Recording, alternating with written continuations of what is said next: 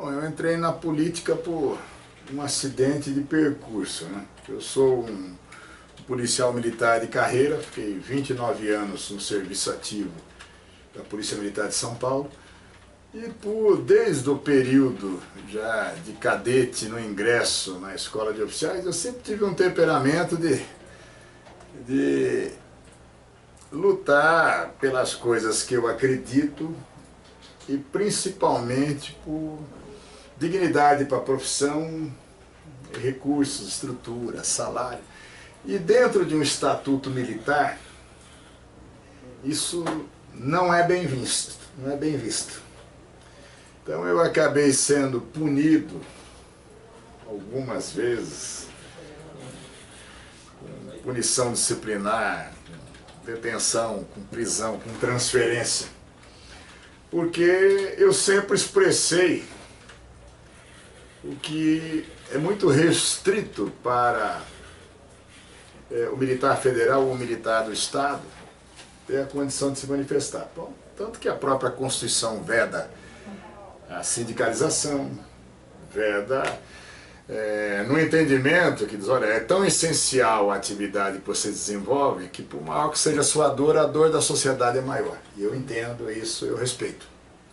E o nosso compromisso, e a nossa luta, e até morrer pela causa, a gente morre. Mas o tratamento que foi dado disso na Constituição de 88 não foi essa coisa bacana, sublime, não. Os governadores dos estados, principalmente, tiveram entendimento. Pode bater neles à vontade. Gritou sentido, eles ficam tudo caladinho e não abrem a boca. E eu tive sempre um comportamento mais intempestivo, etc. E eu sempre manifestei. Por exemplo, eu era comandante do Jardim Ângela, o Mário Covas era o governador e mentindo para a sociedade, até porque morreu, não, mas mentindo, dizendo, olha, nós estamos diminuindo a violência no Jardim Ângela, há um investimento maciço de governo. Aquilo é uma piada. Então foi feita uma base comunitária na Boimirim e a Rede Globo foi lá e me perguntou, olha, como é que está a estrutura do senhor aqui? Eu falei a verdade. É lógico que o mundo caiu em cima de mim. Pô, mas como é que você disse que nós não temos viatura? Porque nós não temos. Como é que você disse que nós não temos homem? Porque nós não temos.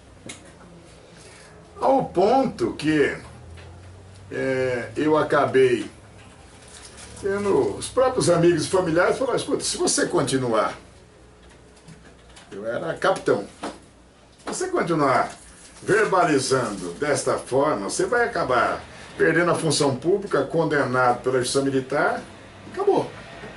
Se você quer brigar, então busque outro cenário. Foi assim que surgiu a disputa dentro do campo político. Não que eu imaginasse isso ou quisesse de forma nenhuma. Que ano que foi? Isso foi em 2002 que eu disputei uma eleição para deputado federal. Não fui eleito, fiz na época 32 mil votos. E aí fui eleito a primeira vez em 2006. E o fato de não ter sido eleito, aí a represália aumentou mais ainda. Então, nós estávamos dentro da Associação dos Oficiais falando sobre dignidade nossa. Tinha um câmera oculto da Rede Globo e eu verbalizando uma série de coisas. Aí saiu matérias na televisão dizendo que eu estava insuflando a Polícia Militar a uma paralisação, e não é verdade isso. Mas naquele momento me levaram preso para a corregedoria da Polícia Militar. E o corregedor disse, você está proibido de falar com a imprensa. Eu saí lá fora e falei, ele está dizendo que eu estou proibido de falar para a imprensa, mas a Constituição diz que eu posso. Fui recolhido preso de novo. Então não ia dar certo. Eu não tinha essa resignação própria que a própria continuidade da carreira exigia. Então, um dos caminhos foi usar a expressão dentro do campo legislativo para tentar dizer o que acontece em relação aos meus. Então, assim foi que acabei surgindo dentro do campo político. Não tenho parente nenhum, não tenho tradição política nenhuma.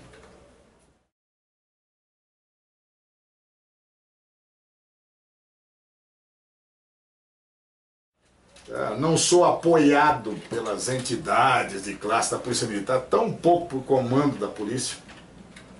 Talvez eu seja muito apoiado pelo policial, de soldado a coronel. A minha base, a minha forma de campanha, né, ele vai muito pelas redes sociais. O próprio resultado de votos dos 645 municípios, eu fiz voto em 639. Porque, se você me falar, como é que você foi nesses municípios? Tem alguém trabalhando por você lá? Não. É rede social, você tem um policial civil, militar, agente penitenciário, agente da Fundação Casa aposentado, outros ramos do serviço público. Depois, já no exercício do mandato, servidores do judiciário. Então, eu não tenho base. Chega o dia da eleição, eu não sei se eu vou ter 1000 votos ou se eu vou ter 179 mil como eu tive.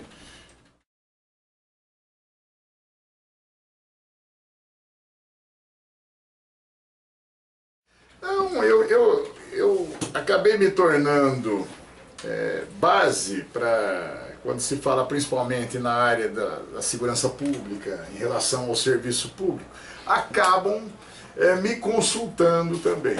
Eu tenho um profundo respeito pela imprensa, eu tenho paixão pela comunicação, tanto que eu fui fazer na Casper Libero a pós-graduação de rádio e TV. Eu sou casperiana. Então, se eu pudesse, eu gosto mais de comunicação do que gosto de política.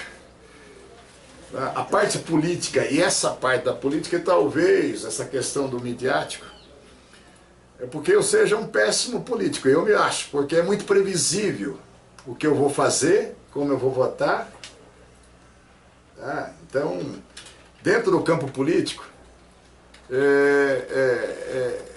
como é que você vai votar nisso? Você vai ser sensibilizado, você vai ser comprado? Eu já antecipo a minha posição.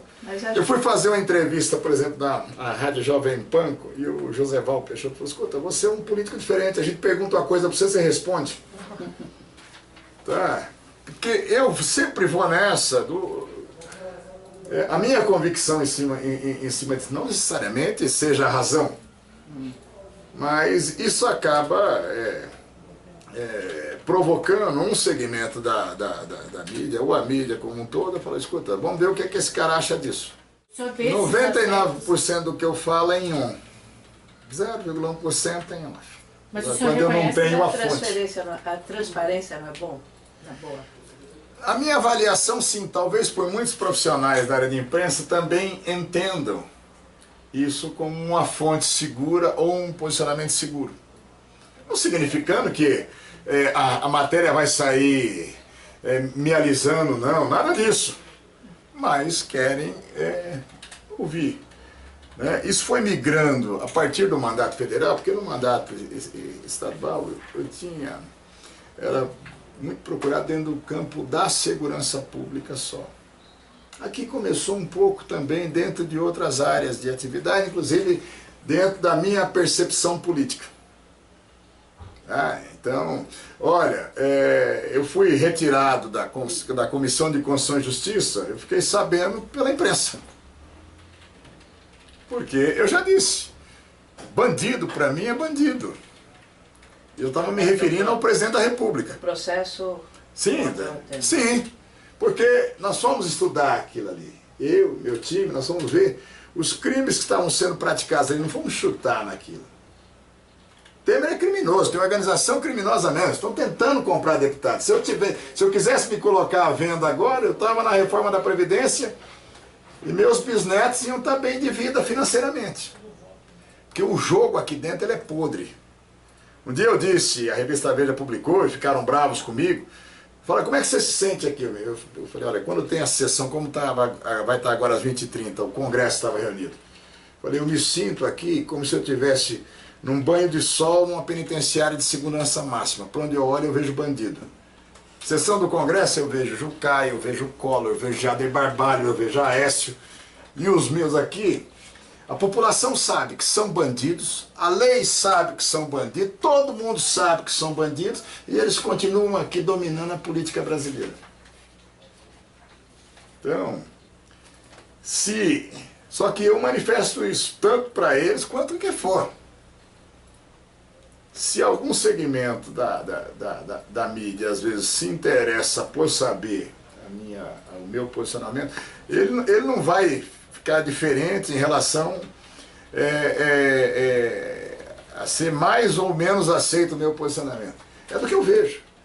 Eu tenho um sentimento de indignação em relação ao que eu vejo acontecer aqui.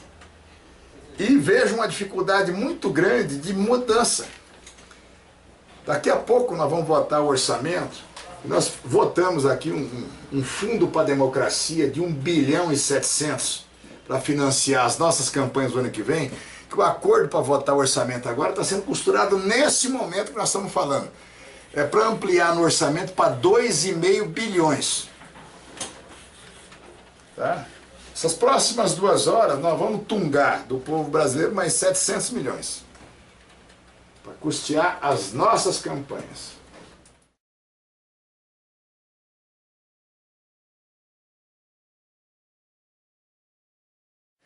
Olha, o que acontece é o seguinte, o militar, seja o militar federal, o militar do Estado, como qualquer cidadão, ele pode participar. E nós acabamos descobrindo, como eu descobri, um caminho para a representatividade, pelo campo democrático, pela manifestação da credibilidade e de confiança. E a insegurança no Brasil é tão grande, por conta de tudo que acontece, das omissões governamentais, da corrupção, dos desvios, de nós não termos sequer regulamentado o papel da polícia brasileira que está descrito na Constituição, de nós termos essas meias polícias aqui no Brasil, sem termos um ciclo completo da polícia funcionando. Você tem a polícia militar que faz aqui a parte ostensiva, tem a polícia civil que faz isso, uma atrapalhando a outra, não tem uma regulamentação do papel, não temos um ciclo único como todos os países do mundo têm. Então, muitas vezes aquele que está falando que gera uma esperança, não gerando mais do que esperança para algum segmento da população, acaba gerando alguma credibilidade, acaba gerando um potencial de votos que a política convencional não traz. Vai falar, olha, como é que esse cara faz votos em 639 municípios dos 645? E agora a próxima eleição, se eu disputasse, meu partido me der legenda, eu vou fazer um voto em pelo menos cada município do estado de São Paulo. Porque os 6 municípios que eu não fiz voto, eu fui lá. Pode ter certeza. Né? E não tenho uma estrutura política. Quais são as bases que você tem para isso? Não tenho estrutura partidária para isso. Meu partido, o Solidariedade, ele está na base de governo aqui. Ele tem cargos, tem estrutura no INCRA, tem no que era o MDA, o Ministério do Desenvolvimento Agrário, que se transformou em secretaria. Eu fiz questão absoluta, eu não quero cargo nenhum, em lugar nenhum, porque eu quero ter liberdade de expressão e voto. Então, para isso, eu tenho essa tranquilidade.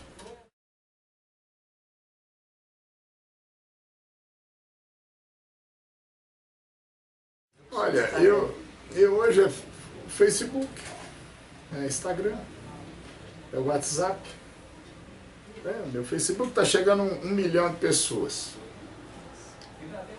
WhatsApp, eu deixo agora o meu telefone alguns minutos. Aí você vai ver como é que ficam... Só minhas mensagens deviam ter 30, né? Não,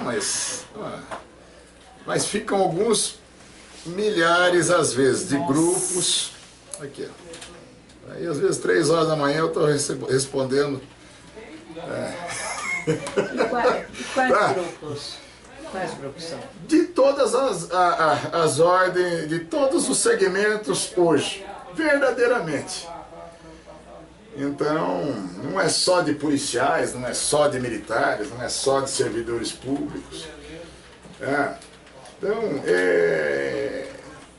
houve um momento em que eu manifestei de forma mais contundente e não ensaiada a minha indignação, que foi no dia que a Dilma queria dar posse ao Lula para dar um salvo-conduto para ele, que eu fui lá na cerimônia mesmo, não combinei, se quisesse combinar, eu ia combinar com a imprensa e tal.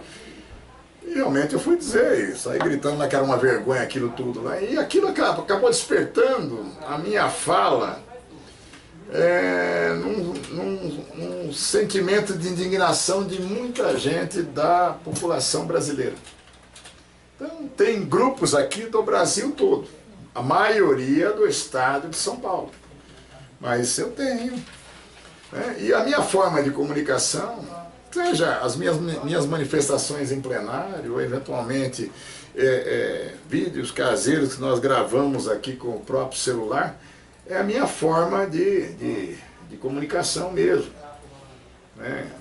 Se vai gerar um resultado ou não, a minha primeira eleição de deputado estadual, eu fiz 52 mil votos. Depois eu fui para 136, de 136 eu fui para 179.500.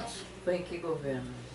2006, então fui eleito em 2006 para deputado estadual. Fui reeleito em 2010 e em 2014 eu fui eleito para deputado federal.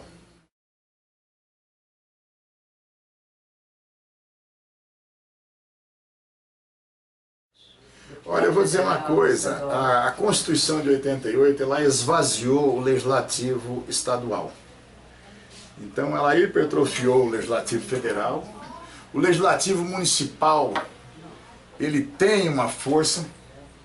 Então você pega, por exemplo, a imprensa em São Paulo. Ela pauta a Câmara Municipal de São Paulo e pauta aqui Câmara e Senado. Eu tenho um profundo respeito pela Assembleia Legislativa, mas você não legisla no Legislativo nos estados, em meio ambiente, matéria penal. É esvaziado. Tá? Então, e você vai, olha, projetos de servidores, você cai na iniciativa exclusiva do Executivo. Tá? Então, você acaba ficando, de fato, né? E uma coisa que não é só em São Paulo e é no Legislativo da maioria dos estados, para não dizer na totalidade. Na barganha e na forma do arranjo que nós temos político, você pega, por exemplo, os governos em São Paulo, eles têm uma maioria massacrante dentro da Assembleia. O partido está mais de 20 anos no poder. Pois é, e literalmente impõe. A Assembleia Legislativa de São Paulo ela é um puxadinho do Palácio dos Bandeirantes. Com todo o respeito lá. Quando eu estava muito irritado lá, eu falava, se passar uma fita isolante daquela da polícia aqui, abrir 2 vezes no ano, para votar a LDO e para votar o orçamento depois, pode fechar que está economizando, que aquilo é o quarteirão mais caro do mundo. Descobri que o quarteirão mais caro do mundo é esse aqui, dos 3 poderes. Aqui tem 5 bi de orçamento, pegar a Câmara e o Senado, tem 28 mil funcionários. Tem o dobro da Polícia Federal e o dobro de auditores da Receita Federal do Brasil. Como a Assembleia Legislativa, tem 4 mil funcionários lá dentro. Se você pegar a produtividade, a maioria do que se vota, hoje, por exemplo, deve estar encerrando os trabalhos na Assembleia. Aí você vota 90 projetos de parlamentares. É o dia disso, é o nome da escola tal, é o nome do quartel tal, é o nome disso, 90%. E os 10% que sobra é veto. A gente dizia lá, só não tem veto quem não tem projeto. O Executivo, 90% dos projetos que possa ter alguma importância, eles são vetados. Isso diminui a atenção para a própria imprensa, para a sociedade. Então você pega no Legislativo Estado, por exemplo, eu era da área da segurança, então você tem desgraça todo dia. Você tem os programas que estão na mídia, principalmente na TV e em rádio, que dão ênfase ao volume da barbaridade. Então você ainda consegue ter um espaço para falar da segurança ou da insegurança. Para quem está trabalhando na área da saúde, da educação, da assistência, do transporte, tem uma dificuldade muito grande para contar que é parlamentar. Aqui você tem uma coisa muito mais ativa com as comissões temáticas, por conta do escândalo da política, não é por causa de credibilidade não, você pega as pesquisas, pior que a credibilidade da Câmara e do Senado, só a do Temer. Ele só ganha da margem de erro, nós só ganhamos dele da margem de erro hoje. Entendeu? Então, mas os escândalos, eles acabam sendo um foco de atenção. Você pode ver, 90% das notícias aqui são negativas. Então, mas acaba sendo um cenário maior. É a CPI disso, é o escândalo disso, é isso. Então, o foco acaba ficando, então ele acaba dando uma visibilidade maior para os parlamentares. Então, se você me falar de diferença sobre isso, como vida, como condição, era muito mais favorável para mim ser deputado estadual. Eu fazia um evento de manhã em Campinas, em São José dos Campos, em Santos, tal, às vezes até Bauru, 300 quilômetros, e conseguia estar no início da sessão às 14 horas na Assembleia. Aqui você tem um distanciamento com o eleitor, porque chega um momento que você tem as obrigações decorrentes do exercício do mandato e não dá para você ir em campo para prestar contas ao seu eleitor.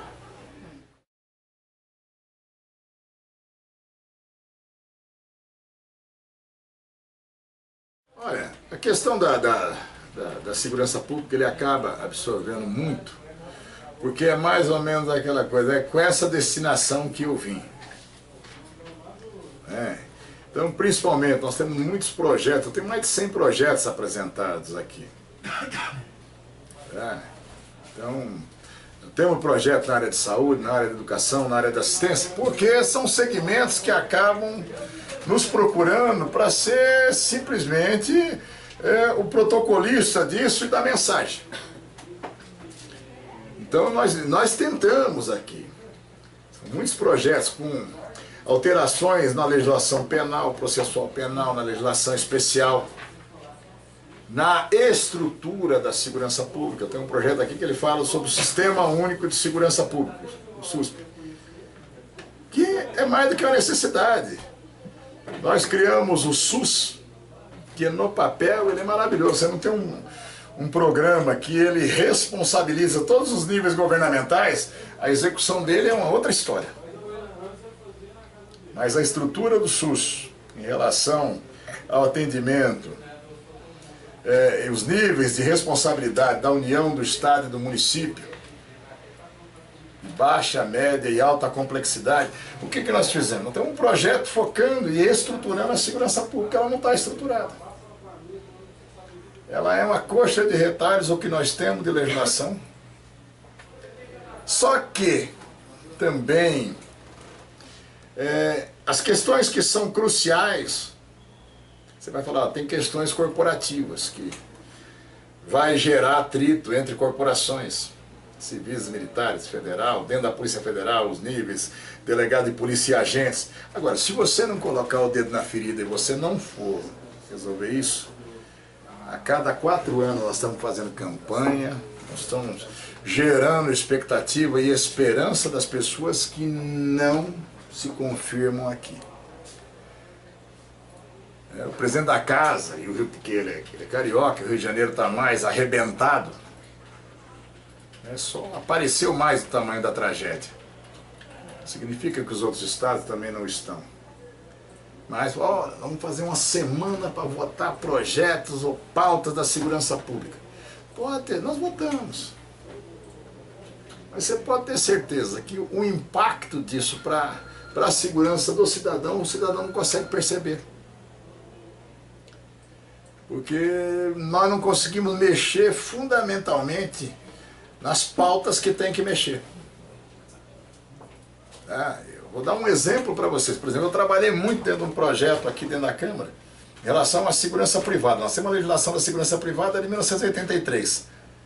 115 projetos pensados nisso. Nós votamos aqui na Câmara, em 30 de novembro do ano passado. Hoje nós estamos no dia 13 de dezembro. Se tentou pautar mais uma vez no Senado e não está se votando. Por que não está votando? Porque os bancos têm muito dinheiro, tem a Febraban, faz pressão, extorque aqui dentro do Senado e querem fazer efetivamente, não a segurança própria para os seus estabelecimentos ou o transporte de valor, mas querem competir com as empresas que estão também. E aí você tem que regulamentar uma coisa que é crucial, é fundamental, como um acoplamento da segurança privada você não consegue. O papel das polícias você não consegue. Eu não acredito mais nesse Congresso, ele está podre. Se a população tiver visão dos 513, você não teria mais que 150 que deveriam retornar. Vamos ver qual é a visão da população.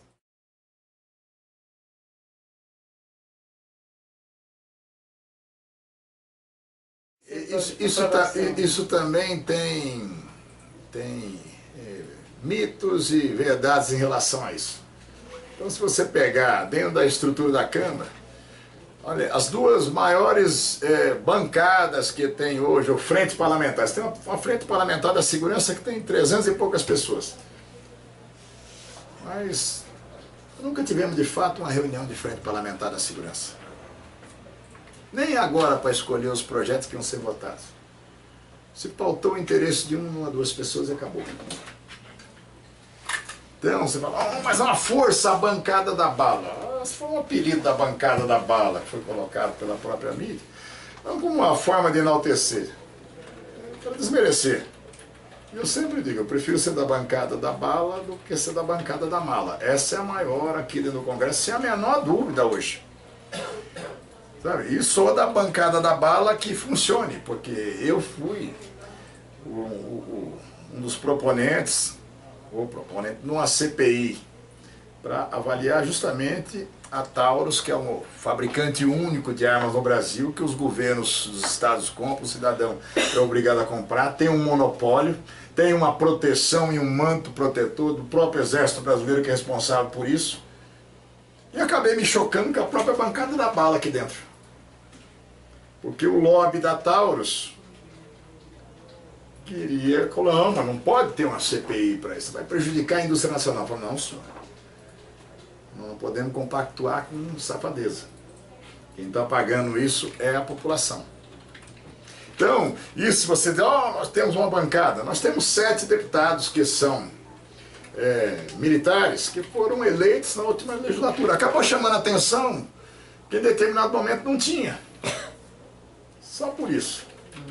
E esse despertar de mais militares, principalmente os militares estaduais, policiais militares e bombeiros, de disputarem eleições, isso está crescendo realmente. Se despertando esse interesse. Olha, vamos pelo campo do voto para tentar minimizar a nossa dor. E a nossa dor é a dor da sociedade. É por isso que nós tivemos, para as próximas eleições, é possível que haja um aumento de deputados policiais militares e bombeiros militares eleitos. E não é só por conta do apoio dos militares, não. Eu repito para vocês, se eu dependesse do comando da Polícia Militar, eu nunca estaria aqui. Porque normalmente o comando é prostrado ao que o governo quer e eu sou um inimigo. Porque eu manifesto justamente essas coisas em relação à segurança pública. Então, mas a população, é o que eu estou dizendo, talvez a gente inspire para alguns credibilidade e esperança. De concreto, esse mandato eu estou terminando frustrado com a produtividade nossa de segurança. De verdade.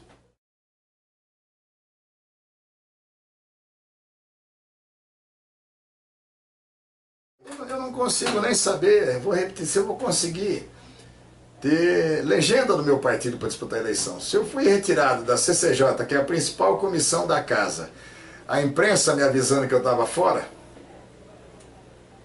quem garante que no momento em que eu for me colocar no meu partido, eu vou ter legenda sequer para disputar as eleições? Então eu não crio falsas expectativas com isso.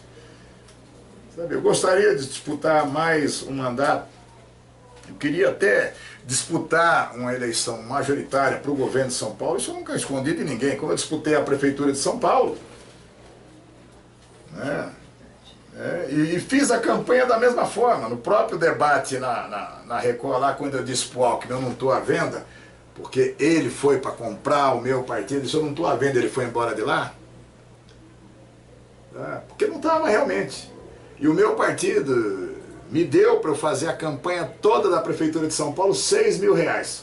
Já havia um acordo com o PSDB e com o Dória. Por isso que eu não crio falsa expectativa. Hoje você vai disputar o governo de São Paulo? Como? Com que partido? Com que estrutura? Com quanto tempo de televisão? Nós fizemos uma reforma política aí nojenta, que era para não funcionar. Entendeu? E criamos um fundão que eu fiz questão, eu debati contra. Mas não fiz, como um monte de sujeitos que estão aí, que votaram contra, fala, pô, olha, não estou tirando o dinheiro do povo. Terminou a votação, porque deputados do meu partido me desafiaram. Então por que você não documenta que você não quer o fundo?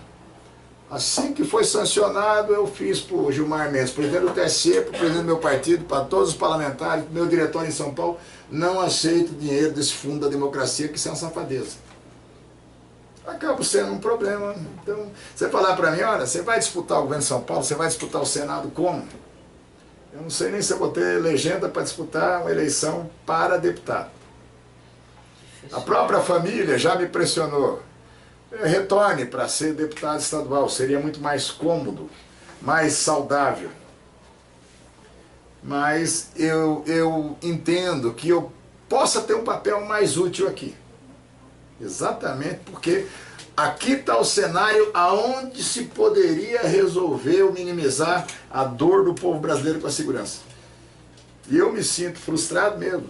É difícil uma semana que eu não estou em São Paulo que eu não vou num velório de policial, de um agente penitenciário. E a coisa é recorrente.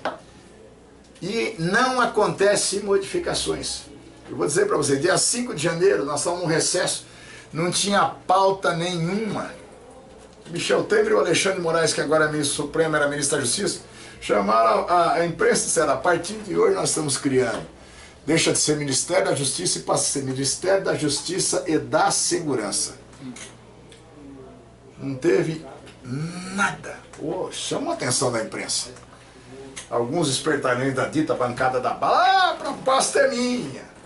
Estamos terminando o ano, hoje se botar o orçamento. Não teve nenhuma modificação em relação a essa estrutura. Uma enganação para a população. Ou seja, dá para sentir que o senhor está amargurado, né? Mas é o que eu disse para você. No momento que eu vou, a cada semana, num velório de policial, você vai vendo essas barbaridades, você vai vendo essas recorrências. E você tenta, escuta, vamos mexer nisso aqui. Lógico que vai doer, vai ter espíritos corporativistas para cá, para lá, mas é para isso que nós estamos. Sabe? Então, se eu tiver a condição de disputar, eu vou tentar disputar mais um mandato.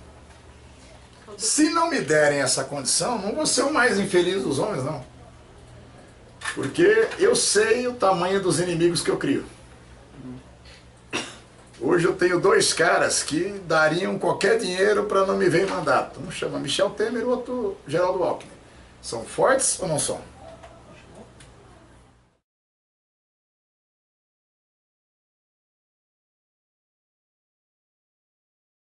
Olha, hoje eu vejo uma dificuldade muito grande.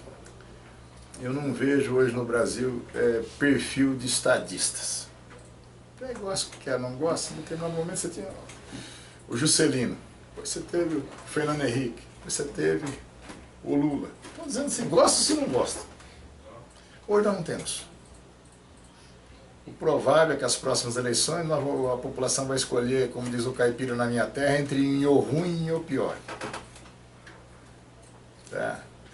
E eu não vejo surgirem novas e positivas lideranças. Tá? Por quê? Exatamente por causa que o sistema, ele favorece o corrupto, ele favorece o incompetente, ele favorece a estrutura da podridão. Então, há uma dificuldade muito grande. Tá? Eu tenho aqui, por exemplo, deputados que eu admiro. Vou dar um exemplo, o Miro Teixeira. É de uma linha política, de uma corrente política completamente... Fala, porra, Olímpio, ele está no campo da esquerda, você está da direita. Mas eu admiro o perfil. Às vezes eu brinco com ele, falo, Miro, que vergonha, rapaz. Você 11 mandatos e nunca teve um escândalo de corrupção. Você não fica com vergonha disso? Eu digo isso, mas porque Aí você pega dentro de qualquer campo que você vai discutir, ele tem conteúdo. E a gente vai vendo, cada vez é mais difícil isso. A Assembleia Legislativa, então, é um Deus nos acuda. Aqui você ainda tem. Você vê, olha, você pode não concordar, mas falar, o cara é brilhante nisso. Eu não voto com ele, mas eu respeito.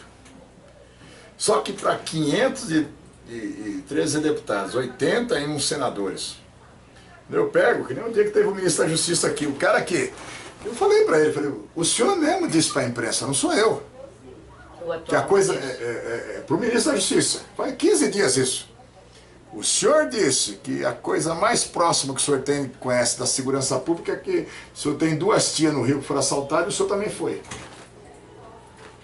E eu disse para ele. E o que eu estou vendo de atitudes do senhor bate exatamente com esse perfil e com esse currículo do senhor na segurança. Nada. Então é isso. Então, você vai ver, olha, qual é o conteúdo que precisa ser ministro? Você está num partido que haja um interesse agora e é porteira fechada. Você nomeia quem você quiser, você mexe o que você quiser no orçamento e nós nos metemos lá. Não é que eu estou amargurado, é uma triste realidade que a gente vai constatando. E eu imaginava um monte de coisa. Quando eu cheguei aqui eu vi que são muito piores. E justamente por isso, às vezes você fala, por que você vai ficar mais um mandato? Exatamente porque eu vou continuar verbalizando e eu vou continuar colocando o dedo em relação a isso. Agora, tem uma expectativa, tem um sonho. Eu acho que se houver uma modificação nas urnas em relação ao parlamento, e eu espero mesmo que haja essa modificação,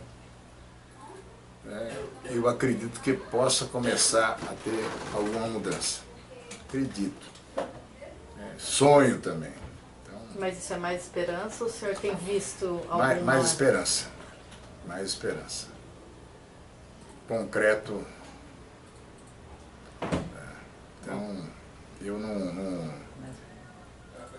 alimento muito grandes expectativas, não. Grandes... conteúdos, pelo que a gente vai vendo. Nós fomos fazer, depois que eu estou aqui, nós fizemos 2 arremedos de mudança na legislação eleitoral. É muito difícil fazer mesmo, porque todo mundo olha para o próprio umbigo. Você quer o voto distrito? Tá bom, deixa eu ver aqui, eu tenho voto corporativo, eu sou de sindicato, eu sou de igreja, então não quero.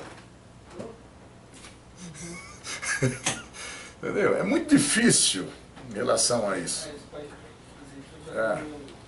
Então, a minha esperança é a modificação que a população possa colocar e a pressão que a população possa fazer, que ela não é tão significante assim. Quando foi votar o Fundo pela Democracia, os meus colegas diziam, eu vou ser besta, vou votar contra isso aí. O povo é idiota, daqui a pouco esquece, ninguém lembra mais quem votou pela saída da Dilma não, pelo impeachment dela, quem votou a primeira vez com o Temer ou não. Sabe, vamos votar isso aí, hoje vai botar 700 milhões a mais no orçamento, a imprensa vai bater 2 dias, vem o sininho de Natal, o Ano Novo, ninguém vai lembrar disso em fevereiro. É a expectativa dos meus colegas. Quando foi votar aquelas medidas de combate à corrupção naquela madrugada, a maioria dos deputados, nós perdemos. Votamos pelas medidas. 141 deputados, a maioria dizendo, é a hora da gente dar porrada em juiz e promotor e na Polícia Federal, esses caras que estão tentando investigar a gente. A gente. Você fala, pô, que conversa é essa? Isso é conversa de bandido.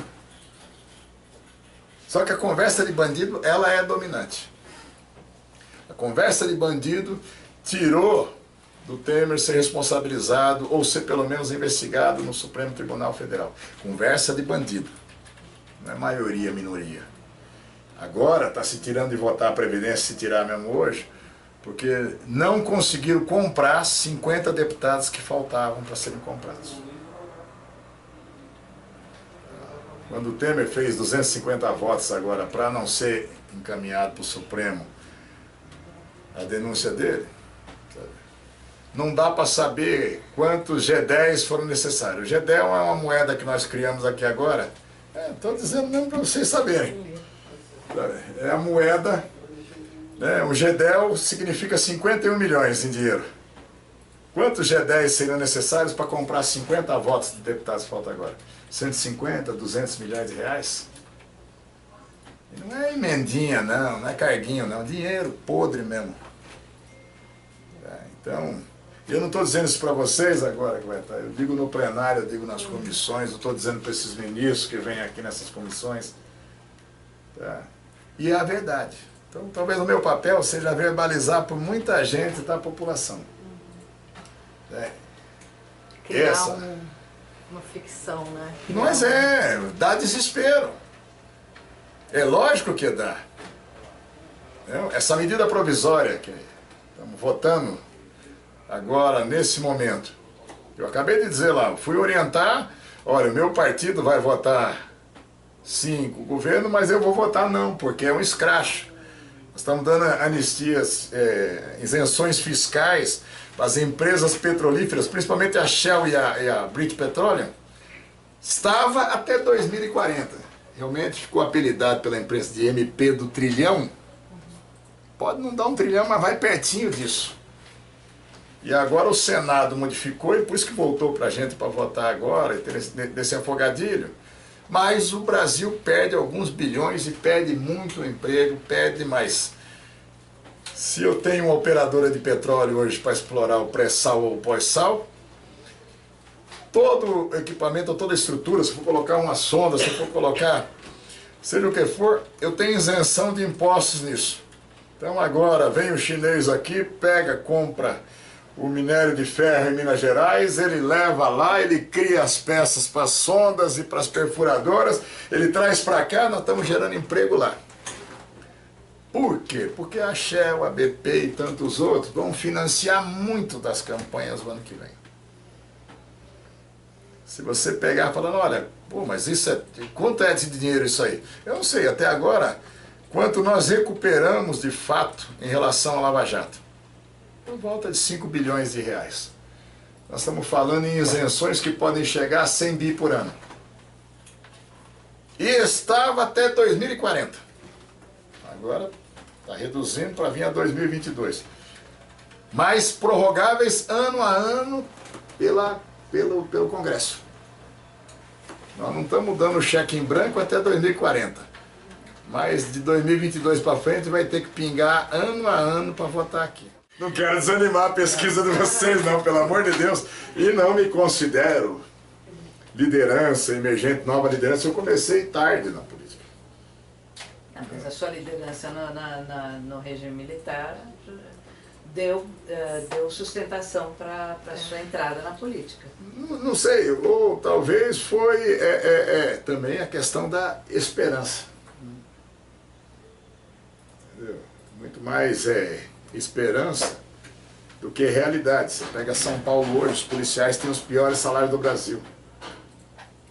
Se você somar os policiais civis, militares no estado de São Paulo, o número de mortes é maior que a do Rio. Sim. Entretanto, você tem um projeto Alckmin dizendo, eu sou a solução para o país. Você vai achar que eu vou ter esperança positiva no que vem nas eleições?